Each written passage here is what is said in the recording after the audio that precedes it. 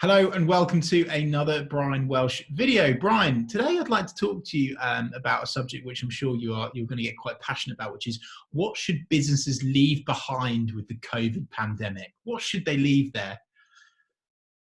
Very good question, and the reason you've asked all that is probably because I probably talk about this a lot. But anyway, so yeah, I think for me it's kind of inflexibility, and what I mean by that in this, as you know, I'm kind of in the software world. What I mean by that is kind of huge upfront kind of costs. Now, I have a kind of debate on LinkedIn with people about this sometimes, and it is true that possibly after a period of time, like about 7 to 10 years, it's probably cheaper than if you buy software upfront. It's probably turns out to be cheaper than if you pay for it on a monthly basis. But I think the one thing that the last year has taught us is that we should never take anything for granted. We do not know where we're going to be in 6 months' time, or a year's time, or 5 years' time.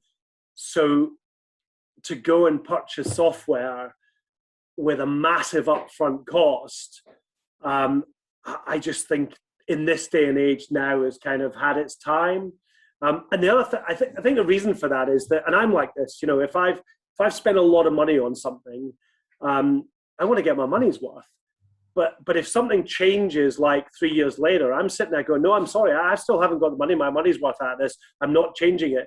But what if it's not fit for purpose anymore? What if it doesn't actually fit your business or you personally anymore? You still feel the need that you've paid for it, so you want to keep it and keep using it. And that's just inefficient and bad business, to be fair, and bad decision making. So for me, it's certainly about, you know, making sure that you think about flexibility now with your buying process. And you know, and when it comes to software, there's no more flexibility than SaaS-based pricing.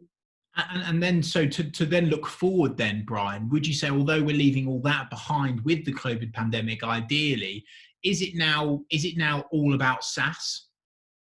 Oh yeah, I would most definitely say so. Certainly in my experience and the markets that I sell into. In fact, one of our businesses used to, or one of my businesses used to sell on a kind of capital and license. I apologize, Arthur, once again on the conversation there, but if you ignore him, he'll maybe go away.